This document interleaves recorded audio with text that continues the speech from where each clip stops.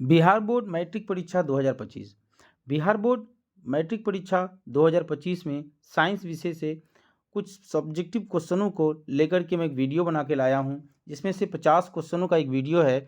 50 question ऐसे question हैं जो हर साल लगातार, कुछ ऐसे क्वेश्चन हैं जो रिपीटेड होते हैं, जो ऐसे ही क्वेश्चन लगातार पूछे जाते हैं। तो सबसे पहला प्रश्न है मेरा, आज की क्लास का सबसे पहला प्रश्न है, जीवन की मूल इकाई कौन सी है? तो याद रखिएगा, जीवन की मूल इकाई कोशिका है, क्योंकि हर प्रत्येक जीव का जो निर्माण हुआ है, सभी जीवों का निर्माण कोशिका के द्वारा ही हुआ है। प्रत्येक जीवों का जो इकाई है, जो खंड है, इकाई जो है, ये क्या है? कोशिका ही है। सजीव शरीर का जो निर्माण हुआ है, ये कोशिका के द्वारा ही हुआ है। आगे बढ़ते हैं। आज की क्लास का दूसरा क्वेश्चन है, प्रकाश संश्लेषण किस प्रक्रिया से होता है? प्रकाश संश्लेषण किस प्रक्रिया से होता है? याद रखिएगा, प्रकाश संश्लेषण सूर्य के प्रकाश की उपस्थिति में पौधों के क्लोरोफिल द्वारा होता है।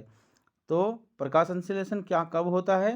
प्रकाश संश्लेषण दिन के समय, प्रकाश संश्लेषण सूर्य के प्रकाश की उपस्थिति में और पौधों के क्लोरोफिल द्वारा होता है। आगे बढ़ते हैं। अगला क्वेश्चन है हमारा, तीसरा नंबर क्वेश्चन है, माइटोकॉन्ड्रिया को क्या कहा जाता है? माइटोकॉन्ड्रिया को कोशिका का पावर हाउस कहा जाता है। माइटोकॉन्ड्रिया को कोशिका का पावर हाउस इसलिए कहा जाता है क्योंकि कोशिका का जितना भी एनर्जी होता है यहीं पे स्टोर होता है, यहीं पर स्टोर होकर के रहता है इसलिए माइटोकॉन्ड्रिया को कोशिका का पावर हाउस कहा जाता है।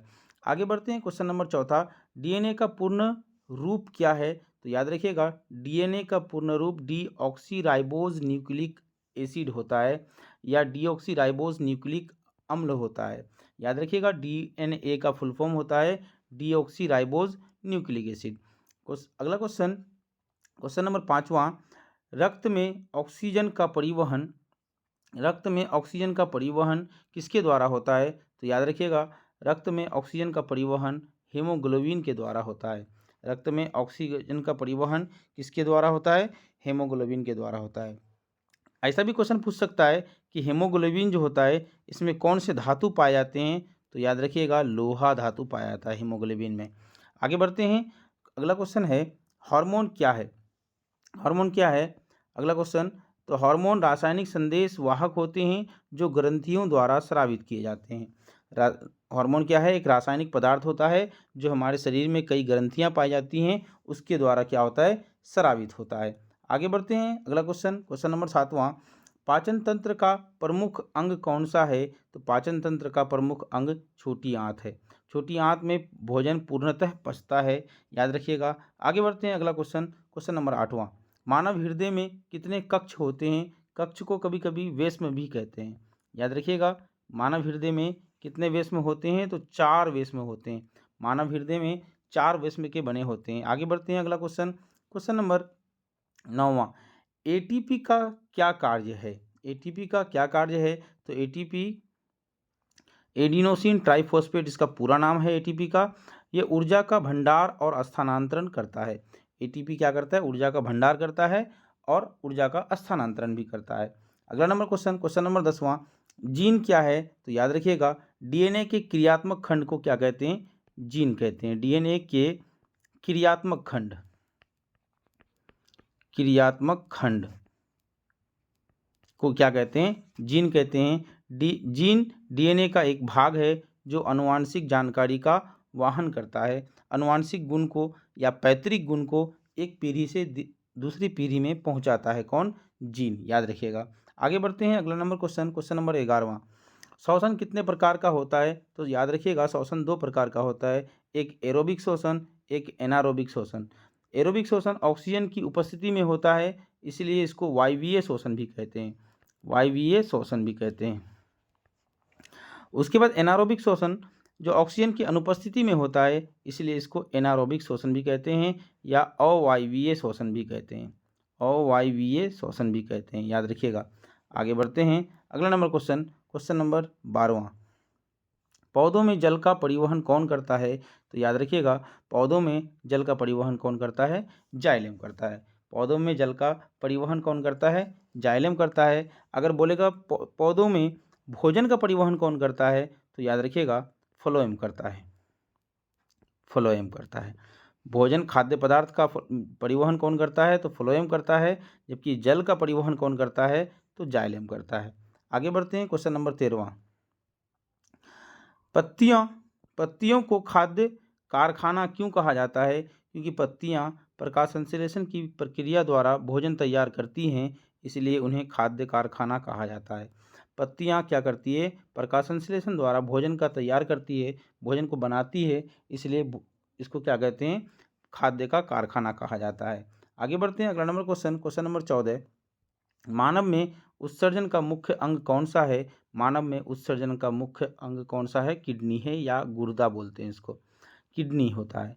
उत्सर्जन का मुख्य अंग क्या है? किडनी है। आगे बढ़ते हैं, अगला नंबर क्वेश्चन। पर्यावरण में सबसे अधिक मात्रा में पाए जाने वाला गैस कौन सा है? तो नाइट्रोजन गैस है। पर्यावरण में सबसे अधिक मात्रा में पाए जाने वाले गैस जो होते हैं नाइट्रोजन होते हैं। ये कितना प्रतिशत पाया जाता है?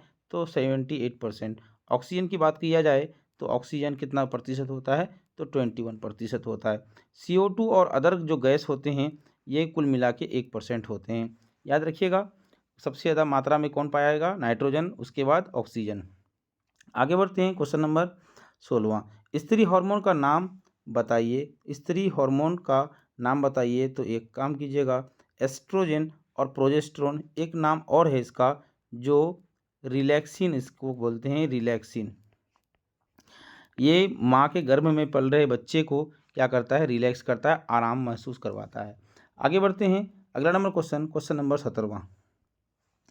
मस्तिष्क का सबसे बड़ा भाग कौन सा है? तो याद रखिएगा, मस्तिष्क का सबसे बड़ा भाग सीरीब्रम या सेरिब्रम होता है। इसको अग्र मस्तिष्क भी कहते हैं, अग्र मस्तिष्क। मनुष्य के मस्तिष्क का सबसे बड़ा भाग सेरिब्रम होता है, इसको क्या कहते हैं? अग्र मस्तिष्क भी कहते हैं। आगे बढ़ते हैं, अगला नंबर क्वेश्चन नंबर 18वां। मानव शरीर में सबसे बड़ी ग्रंथि कौन सी है? तो मानव शरीर में सबसे बड़ी ग्रंथि कौन सी है? यकृत ग्रंथि है। 19 नंबर क्वेश्चन है हमारा। 19 नंबर क्वेश्चन, पौधे ऑक्सीजन कब छोड़ते हैं? तो याद रखिएगा, पौधे दिन में प्रकाश संश्लेषण के दौरान क्या करते हैं? ऑक्सीजन को छोड़ते हैं। कब लेते हैं? कार्बन डाइऑक्साइड लेते हैं। तो कब लेते हैं? प्रकाश संश्लेषण के दौरान कार्बन डाइऑक्साइड लेते हैं और ऑक्सीजन को छोड़ते हैं। आगे बात करते हैं, क्वेश्चन नंबर 20वां। DNA कहाँ पाया जाता है? तो DNA कोशिका के केंद्रक या न्यूक्लियस में पाया जाता है। DNA कहाँ पाया जाता है? कोशिका के केंद्रक में पाए जाते हैं। आगे बढ़ते हैं, अगला नंबर क्वेश्चन नंबर 21 क्या है? रक्त का शुद्धिकरण किस अंग द्वारा होता है? तो याद रखिएगा, रक्त का शुद्धिकरण किडनी या गुर्दा के द्वारा होता है। रक्त का शुद्धिकरण किडनी के द्वारा होता है। आगे बात करते हैं, क्वेश्चन नंबर 22। पौधों में भोजन का परिवहन कौन करता है? पौधों में भोजन का परिवहन फ्लोएम करता है। इससे पहले ही बात कर चुके फ्लोएम के बारे में, यहाँ पे भी बात कर रहे थे। पौधों में भोजन का परिवहन कौन करता है? तो फ्लोएम करता है। आगे बात करते हैं, क्वेश्चन नंबर 23। क्लोरोफिल का क्या कार्य है? तो क्लोरोफिल का सूर्य के प्रकाश को अवशोषित करता है और प्रकाश संश्लेषण में मदद करता है। क्लोरोफिल सूर्य के प्रकाश को अवशोषित करता है और प्रकाश संश्लेषण में मदद करता है, याद रखिएगा। आगे बढ़ते हैं, क्वेश्चन नंबर 24। लाल रक्त कोशिकाओं का कार्य क्या होता है? लाल रक्त कोशिकाएं ऑक्सीजन और कार्बन डाइऑक्साइड का परिवहन करता है। लाल रक्त कोशिकाएं ऑक्सीजन और कार्बन डाइऑक्साइड का परिवहन करता है। परिवहन मतलब एक जगह से दूसरी जगह पहुंचाने का काम करता है। Question number 25। जीवाणु का प्रजनन किस प्रकार होता है? जीवाणु का प्रजनन मुख्यतः द्विविभाजन बाइनरी फिजन द्वारा होता है। जीवाणु का प्रजनन जो होता है बाइनरी फिजन द्वारा होता है, द्विविभाजन द्वारा होता है मुख्यतः। आगे बढ़ते हैं, क्वेश्चन नंबर 26। ट्रांसपीरेशन क्या है? ट्रांसपीरेशन वह प्रक्रिया है जिसमें पौधे अपनी पत्तियों के माध्यम से जल वाष्प के रूप में छोड़ती हैं। इसको वाष्पोत्सर्जन भी कहते हैं, वाष्पोत्सर्जन। इसको हिंदी में वाष्पोत्सर्जन भी कहते हैं या इंग्लिश में ट्रांसपीरेशन भी कहते हैं, याद रखिएगा। आगे बढ़ते हैं, क्वेश्चन नंबर 27। श्वसन तंत्र का मुख्य अंग क्या है? तो श्वसन तंत्र का मुख्य अंग क्या होता है? लंग्स होते हैं, फेफड़े होते हैं। Question number 28। मनुष्य में पाचन एंजाइम कौन सा है? तो याद रखिएगा, एमाइलेज, पेप्सिन और ट्रिप्सिन पाचक एंजाइम होते हैं, याद रखिएगा। आगे बढ़ते हैं क्वेश्चन नंबर 29। कार्बन डाइऑक्साइड का उपयोग किस प्रक्रिया में होता है? प्रकाश संश्लेषण में होता है कार्बन डाइऑक्साइड का उपयोग।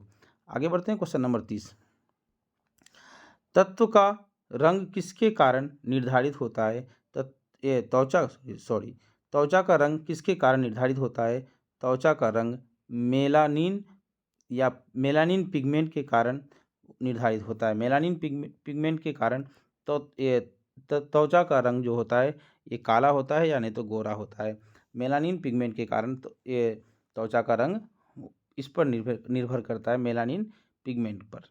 आगे बढ़ते हैं क्वेश्चन नंबर 31। मनुष्य के शरीर में कितनी हड्डियां होती हैं? तो एक वयस्क मनुष्य के शरीर में 206 हड्डियां होती है। आगे बढ़ते हैं क्वेश्चन नंबर 32। पत्तियों का हरा रंग किसके कारण होता है? पत्तियों का हरा रंग क्लोरोफिल के कारण होता है। पत्तियों का हरा रंग क्लोरोफिल के कारण होता है। ये ऑब्जेक्टिव में भी पूछ सकता है। बहुत सारे क्वेश्चन ऐसे होते हैं जो ऑब्जेक्टिव में भी पूछे जाएंगे और सब्जेक्टिव में भी पूछे जा सकते हैं। आगे बढ़ते हैं क्वेश्चन नंबर 33। कोशिका भित्ति किसमें पाई जाती है? तो कोशिका भित्ति पौधों की कोशिकाओं और कुछ सूक्ष्म जीवों में पाई जाती हैं। कोशिका भित्ति पौधों की कोशिकाओं में और सूक्ष्म जीवों में भी पाई जाती हैं। आगे बढ़ते हैं क्वेश्चन नंबर 34। रक्त का लाल रंग किसके कारण होता है? रक्त का लाल रंग हीमोग्लोबिन के कारण होता है। Question number 35। वसा का पाचन कहाँ होता है? तो वसा का पाचन मुख्यतः छोटी आंत में होता है। वसा का पाचन मुख्यतः छोटी आंत में होता है। अग्नाशय से निकलने वाले हार्मोन जो लाइपेज होते हैं ये वसा का पाचन करते हैं। उसके बाद आगे बढ़ते हैं क्वेश्चन नंबर 36। कौन सा ऊतक पौधों में वृद्धि के लिए जिम्मेदार है? तो याद रखिएगा मेरिस्टेम ऊतक जो होते हैं पौधों की वृद्धि के लिए क्या होते हैं? जिम्मेदार होते हैं। आगे बढ़ते हैं क्वेश्चन नंबर 37। पाचन तंत्र में पित्त का क्या कार्य है? पित्त वसा को पचाने में मदद करता है। पित्त क्या करता है? वसा को पचाने में मदद करता है। Question number 38। मानव मस्तिष्क का संरक्षक कौन है? तो याद रखिएगा खोपड़ी जो होते हैं, स्कल जो होते हैं, मानव मस्तिष्क का संरक्षक होता है या उसे सुरक्षित रखते हैं। आगे बढ़ते हैं क्वेश्चन नंबर 39। मनुष्य में सबसे छोटी हड्डी कौन सी है? तो मनुष्य में सबसे छोटी हड्डी जो होती है स्टेप्स हड्डी होती है ये कान में पाई जाती है, कान में होती है। कान की एक सबसे छोटी हड्डी होती है। मनुष्य के शरीर की सबसे छोटी हड्डी कहाँ पाई जाती है? तो कान में पाई जाती है। क्या नाम है? तो स्टेपिस नाम है। आगे बढ़ते हैं 40 नंबर क्वेश्चन। पौधों में गैसों का आदान प्रदान किसके माध्यम से होता है? पौधों में गैसों का आदान प्रदान किसके माध्यम से होता है? पौधों में गैसों का आदान प्रदान स्टोमाटा के माध्यम से होता है। याद रखिएगा स्टोमाटा, ये कई बार पूछा गया सवाल है। Question number 41। मस्तिष्क का संतुलन बनाए रखने वाला भाग कौन सा है? मस्तिष्क का संतुलन बनाए कौन रखता है? तो सेरिबेलम रखता है। मनुष्य मस्तिष्क का संतुलन कौन बना के रखता है? तो सेरिबेलम रखता है। आगे बढ़ते हैं क्वेश्चन नंबर 42। हृदय की धड़कन को नियंत्रित करने वाला केंद्र कौन सा है? तो मेडुला ऑब्लोंगेटा हृदय की धड़कन को नियंत्रित करता है। याद रखिएगा मानव मस्तिष्क का ही ये एक भाग है, मेडुला ऑब्लोंगेटा। आगे बढ़ते हैं क्वेश्चन नंबर 43। रक्त में सफ़ेद रक्त कणिकाएं WBC का क्या कार्य है? सफ़ेद रक्त कणिकाएं रोगों से बचाती है। WBC में एक टी सेल होता है, टी सेल जो हमें क्या करता है? टी सेल होता है जो हमें हर एक रोगों से बचाता है। आगे बढ़ते हैं क्वेश्चन नंबर 44। क्वेश्चन नंबर 44 है प्रकाश संश्लेषण का रासायनिक सूत्र लिखें या क्या होता है? तो याद रखिएगा प्रकाश संश्लेषण द्वारा क्लोरोफिल क्या करता है? वायुमंडल से कार्बन डाइऑक्साइड लेता है और जड़ों द्वारा जाइलम ऊतक के सहायता से जल लेते हैं और सनलाइट की उपस्थिति में और क्लोरोफिल की उपस्थिति में ये क्या करते हैं? क्लोरोफिल की उपस्थिति में ये क्या बनाते हैं? ग्लूकोज का निर्माण करते हैं, C6H12O6 प्लस ऑक्सीजन, और बहुत अधिक मात्रा में ऊर्जा मुक्त होती है।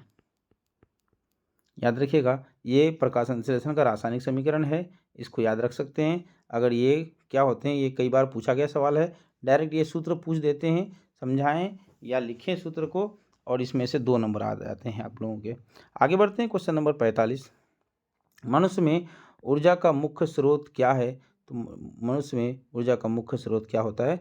ग्लूकोज होता है। याद रखिएगा, ग्लूकोज का सूत्र होता है C6H12O6 होता है। आगे बढ़ते हैं, क्वेश्चन नंबर 46।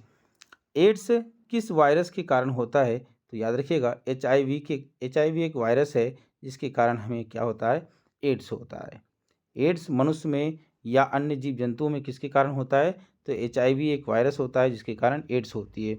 आगे बढ़ते हैं, क्वेश्चन नंबर 47। DNA की संरचना को किसने खोजा था? तो याद रखिएगा, DNA की संरचना को वाटसन और क्रिक ने खोजा था। याद रखिएगा, कई बार ऑब्जेक्टिव में पूछा गया सवाल है, वाटसन और क्रिक ने DNA की संरचना को खोजा था। Question number 48।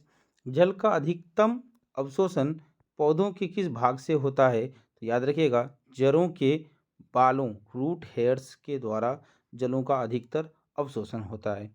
आगे बढ़ते हैं, क्वेश्चन नंबर 49। लाल रक्त कणिकाओं का जीवन काल कितना दिन का होता है? तो याद रखिएगा, लाल रक्त कणिकाएं जो RBC होते हैं, इसका जीवन काल कितना दिन का होता है? 120 दिन का होता है। आगे बढ़ते हैं, क्वेश्चन नंबर 50 और आज की क्लास का लास्ट क्वेश्चन है, मानव शरीर का सामान्य रक्तचाप कितना होता है?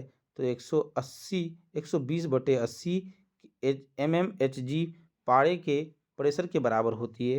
याद रखिएगा, तो हमारे द्वारा बताए गए ये टॉप 50 ऑब्जेक्टिव क्वेश्चन या सब्जेक्टिव क्वेश्चन जो हैं, ये याद कर लीजिएगा बायोलॉजी से, और इससे क्वेश्चन बाहर से नहीं पूछे जाते।